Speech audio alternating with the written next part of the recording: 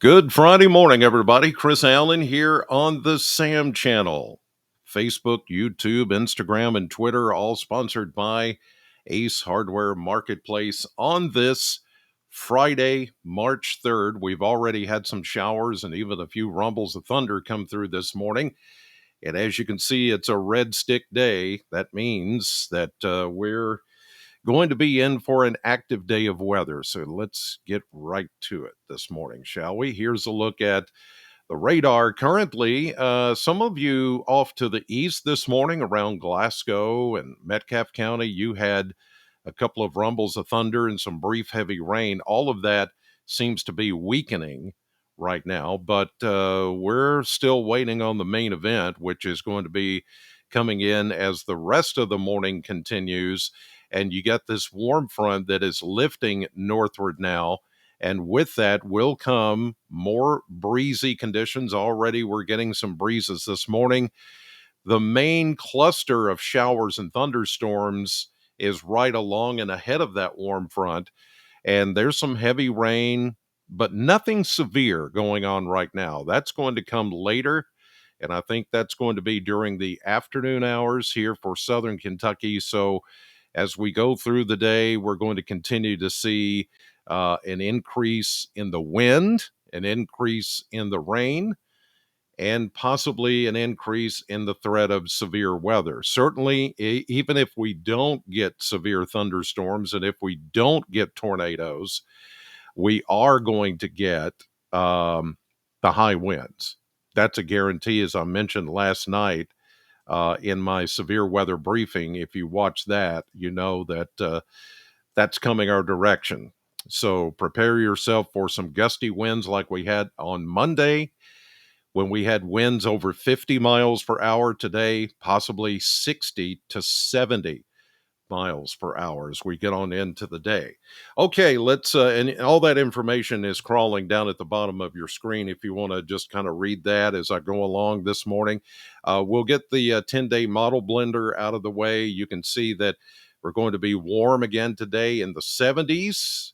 Then we go 60 tomorrow and drop into the upper 30s to low 40s tonight.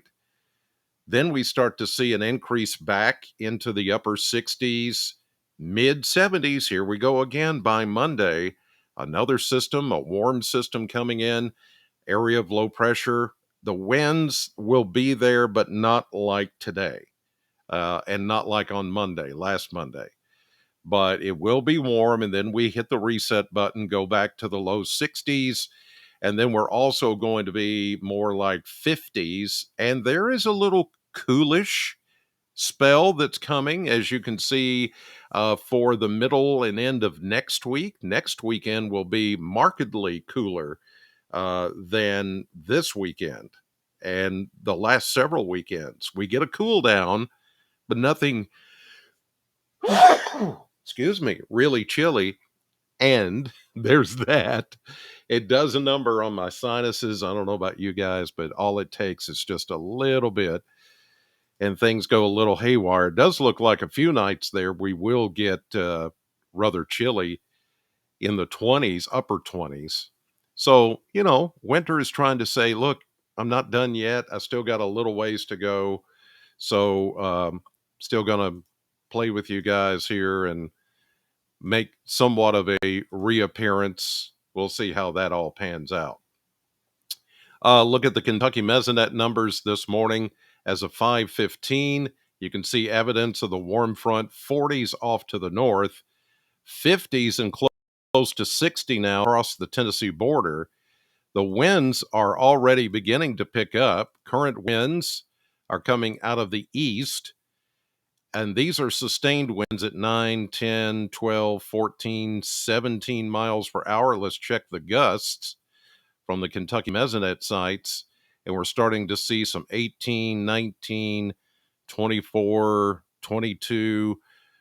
Those are the gusts, but as that warm front comes in, that's really when the winds are going to start to pick up big time as we get on into the rest of the morning, and really the rest of the day is just going to be very, very windy, potential for damaging winds as we've talked about. So that we've got to watch. In fact, here's a look at the wind graphic this morning, showing you what's coming our direction. And I'll put this into motion so you can see the timeline here at the bottom. This is, let's move it up a little to 6 a.m. And I'll put a marker here where Bowling Green is as far as wind gust. So even within the next hour or so, we're going to start to see 35-mile-per-hour wind gusts, 38, 40, 45, 50, and this is by noontime, 60, 66, whoa, 67, 65.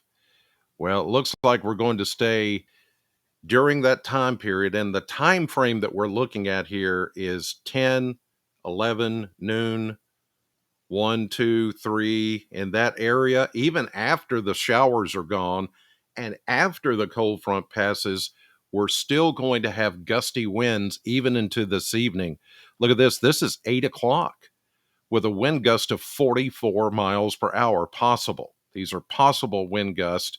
The winds really won't die down until after midnight tonight and into early tomorrow morning. So here's 2, 3, 4 o'clock tomorrow morning, 5 a.m. The wind still may be a bit breezy, but not that much. They're going to calm down once we get up tomorrow morning around this time. The wind should have relaxed a lot more. But when you're looking at 60-mile-per-hour wind gust or higher, then you're certainly going to have probably some damage coming in with this low pressure system and the associated cold front, which is then going to probably bring down some trees like on Monday, probably some power outages. So if you've got anything outdoors right now before you go to work, is the time to take care of all that, because the winds are just going to be fierce later on. Here's a look at the model predictor and how things are going to flow here. We're still getting that very strong zonal flow from west to east. And then we've got our low pressure system and then the cold front, which is still back here, way back here to the west. And here's a line of storms that's trying to get going this morning. This is really the beginning of what we're going to see, as you see here, progressing through. Now, some of these, I do think once we get closer to maybe 8, 9, 10 o'clock this morning, we're going to get more intense activity, a little bit of sun, just a little bit of sun will add to the instability. Yes, there's still that slight tornado factor that I talked about in my briefing last night, but still the number one threat on the list this morning and today is just the wind. Tornado threat is kind of down here. Rain is even above the tornado threat. But we cannot discount the possibility that along that line, what we call a linear, quasi-linear convective system, QLCS, it's one of those things that bow out because of the winds that are hitting the ground. But along that bowing segment, we could have these little spin-ups that are brief, weaker tornadoes, but enough to do damage. It's a possibility. So it wouldn't surprise me to see maybe a couple of warnings going up with this through the late morning, midday. Then we get this thing out of here pretty quickly. But the winds you see here are still kind of tight. Look at all those lines, still very close together until we get into this evening. And then the winds will begin to die down and the weather settles down for the weekend. The weekend looks fantastic. We just get through today and notice we're still in the zone, the warm zone. Even though it's going to cool down just a little bit, it's not going to cool down all that much. Not this weekend. And we're still in that zonal flow, which means winter is locked away to the north of that dark blue line that you see there. And so we're just going to continue to stay very warm for this time of the year until maybe next weekend. And next weekend does look like that we're going to get some cooler weather, as you saw in the 10-day blender. What about the severe weather threat? Well, here it is from the Storm Prediction Center. We're in that orange level 3 enhanced risk. And it's really from Bowling Green up to Louisville, just about to Cincinnati, over to Lexington, then down 75, London, Corbin, Williamsburg, and then on down into the eastern section of Middle Tennessee for today. And that's primarily due to the wind, potential wind damage, certainly there. That's what we've got to watch. Okay. So, tornado threat is not huge with this. It's there, but just understand that we could have a few warnings that come out. Hopefully, we can keep enough clouds in here to limit the instability needed to get those little spinners going. And maybe all we have to deal with is just the high winds, and that's going to be bad enough for you driving. And when it's raining and driving at the same time, your wipers are not going to be able to keep up. Visibility will be low. You've got to be able to just to hold hold on to that wheel as best you can this morning. All right, I'll look at the surface map here before I go and head to the radio station. And keep in mind, like it says down at the bottom of the screen on the crawl, instant weather bulletins will be aired live on WKLX SAM 100.7. SAM 100.7. If we have any weather bulletins, instantly they will go interrupt the music, interrupt even a commercial break, and it will tell you what's going on. But have a weather radio, have SAM 100.7, have your phone charged up and ready to go. That way, if you do lose power, which I do think somebody's going to lose power with these high winds coming in today, you'll at least be able to keep up with the warnings and kind of know what's going on. And you can even go to bowlinggreensam.com, which is our website, and you can listen to us on your phone. You can listen to SAM 100.7 on your phone. Yes, it's very easy to do. So just know that you've got those options to keep you safe during this active weather day. So here's the setup. We've got the warm front, couple of low pressure systems wrapping around each other, pretty deep, pretty strong. Low pressure systems coming through. It's got that little lean to it, which means it's occluded and wrapping around itself pretty strong. There you see the deep red moving into our area. That's the severe weather threat here as we get close to late morning into noontime and then into the afternoon. Notice the strongest wind still coming through as the cold front and then a straw. Yep, there's a straw. That's a disturbance, shortwave trough right behind it. So these two things are going to keep the rain and the wind very active throughout the day. And even after the rain is gone, as I mentioned earlier, once the rain stops, the wind will not. The wind will not stop being strong through the rest of the day, even into this evening. And as I showed you on the wind map, the winds are not going to settle down until we get into late tonight. So don't think once the rain is gone and the severe weather threat is over that the winds are going to die down. No, the winds are going to be with us throughout the evening. Here we go into 7 o'clock or so this evening. Still a little windy, still a bit breezy. And then we get into early Saturday morning. Things do calm down and we become sunny. Tomorrow's going to end up being a nice day, highs around 60. Here comes another system. This is Sunday into Monday. Cold front approaches. There might be some showers with the warm front that comes in as we get into Sunday night, Monday morning.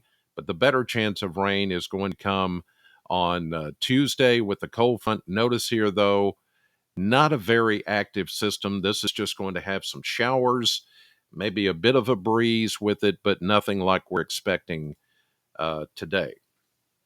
So, again, the bottom line today is going to be an active day of weather. Whether we have tornadoes or not is really irrelevant. What's relevant and what's important is the winds are going to cause damage to somebody, uproot trees, somebody. Maybe do a quick spin up of a tornado, maybe for somebody. But overall, sporadic to even widespread power outages are not only possible, but in some cases may be likely, especially if we get those winds going above 60 miles per hour. And then at that, shingles can blow off your roof, carports, if they're not really secured, anchored down, can fly away, trampolines, trash cans, lawn furniture, anything that is a movable object outside. Once you get up to 60, 65, or near 70 mile per hour winds, I mean, it doesn't it doesn't matter, because at that point things are going to blow around. There's going to be debris. There's going to be problems even on the roadways as you're driving with the wind driven rain. It is not going to be a nice day. So I'll be watching it all day long. If it gets bad enough, I'll be right back here on the Sam channel live. And as I mentioned, on the radio, Sam 100.7, Sam one, there it is, 100.7 on your FM dial. You can tune there and you'll get instant weather bulletins. I mean, the second that the National Weather Service issues some kind of warning, it will immediately come through the radio. So have your phone ready and charged up, have everything ready to go, and a shelter. That's important. Probably most important, that you've got somewhere to go if you don't feel safe. And especially if we start to get tornado warnings, not saying that's going to happen, but if it does happen, that's when you'll need to know to go to a shelter, basement, closet, bathroom, somewhere, smallest room in your house on the lowest level. That's always key. But I don't foresee a tornado outbreak or anything like that. But the winds are going to blow and you're going to think you're going to blow away with it. I guarantee that later today. All right, you guys, I am headed to the radio station, Sam 100.7, to do the morning show from 6 to 10 and keep you up to date on the weather all day. Thank you for watching as always. Be safe out there. God bless you. And I'll see you on the radio.